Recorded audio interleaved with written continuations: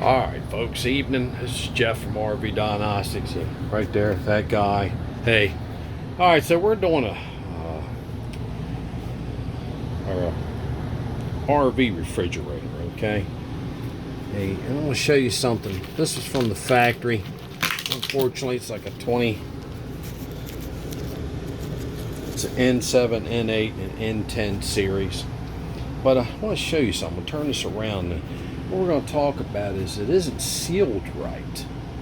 Okay, and a lot of people, when they put them in, they don't seal them, even at the factory.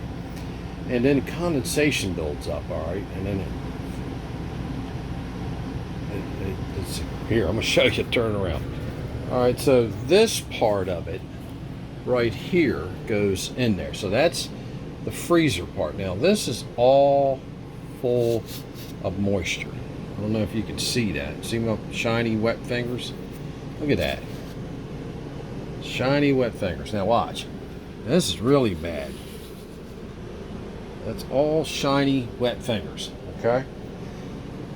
Alright, so what happens is this is not sealed right, and you lose a lot of your cooling. Look, there's condensation there.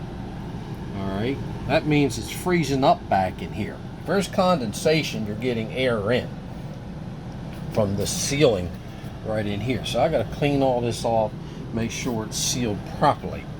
I don't use mastic. Somebody was using mastic. No, that mastic, thermomastics, is only used on the tubes. I've done other videos, all right? This is actually used like a spray-in styrofoam, tough stuff or something of that nature, okay? So this is the new unit. All right, it's the Amish built unit. There you go. All right, and they even say, make sure condensing fan is level with box before tightening screws. Outside mounting holes may not match up perfectly. Redrill holes on box accordingly. Put foam sealer in cavity of box as shown before installing unit. Right in there. Foam, not thermomastics. All right, thermomastics goes on these tubes right here, heavy duty. They try to use it to seal with, and it never seals. Look, that's just full of moisture. Folks, this is a 2020. All right, it's a Winnebago Class C on I think a 450 chassis. All right, so there. And turn it around, put you on pause, and breathe. All right, so we're back. Here's your screw holes for your freezer, and this is your screw holes for your refrigerator. That's them aluminum fins that are in your refrigerator. This is that steel plate, okay? So this is a better built unit, but they even tell you to clean all this stuff up and put styrofoam. Look at that. There's like water in there, folks. And what that is, one of the causes, all right, the effects of it is, oh, you know, my freezer's like at 10 degrees and my refrigerator goes down to like 45, and then it like gets warmer. Now I'll plug it, I'll go back the next day and fire it up. Well, all that part in the refrigerator part, I showed you the fins. Let me turn it around. This part freezes. Then it thaws out when you shut it off, and then it allows it to conduct again. So folks, air is getting in here. You ain't gonna solve this problem. You got to pull it all apart. So we went ahead and ordered this new unit right here. I like the Amish built ones better than the factory ones. You can actually see a bit of a difference, right? 1, 2, 3, 4, 5, 6, 7, 8 coils. 1, 2, 3, 4, 5, 6, 7, 8, and then a ninth one going up. All right, and it's pretty much not bad. Okay, not bad. All right, so this is your highest heat exchanger, which is right here, the freezer, and then what's left of the ammonia pulling the heat out of the ice box. Refrigerator. All right, so that that's just a little lesson to you, because sometimes you can keep the unit, tear it all apart, seal it up real good. You got to use expanding foam, but low expanding foam. So I'm going to put you on pause and see what come in the kit. Okay, I'm back. I'm going to show you some stuff. I ordered it with the complete kit with fans, internal and external. Turn it around. This is the internal kit by Dutch Air. Okay. All right. You apply voltage to it. I'll show you how to put that in.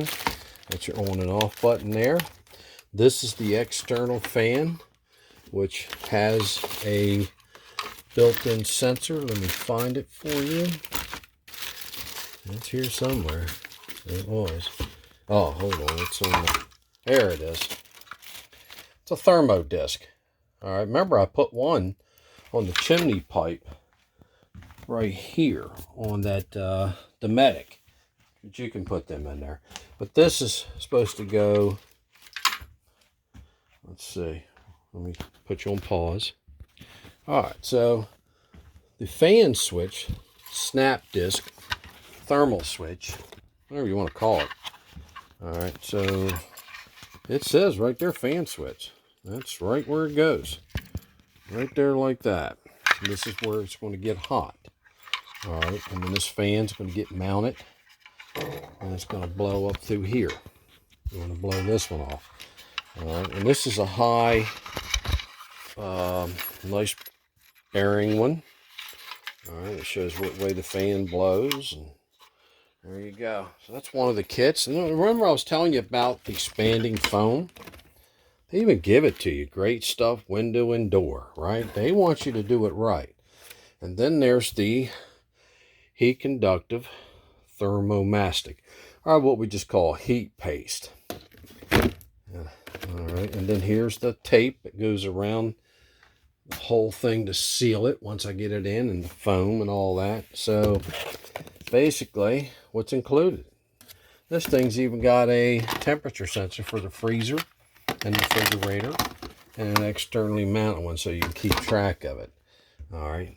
Well, I'll probably put that up there on the dash or something like that so they're riding down the road.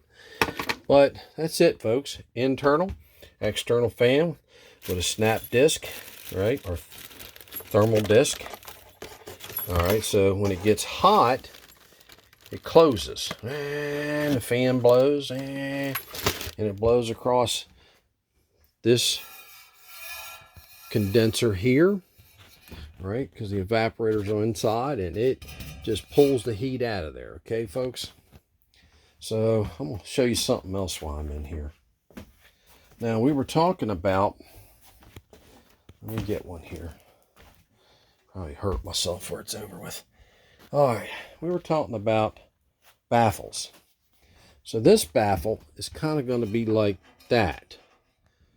All right, so this is the inner wall where my finger is right here. Outer wall, inner wall, the RV. And this is up against there. So it's forcing all the air through all them fins right there. Okay? And they got one down here. Okay?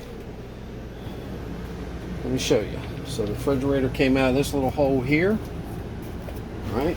Here's your seals for the side. All right? And then there was one that went here. That's the one I just had. And then here's the top one I told you about. All right? That's right there.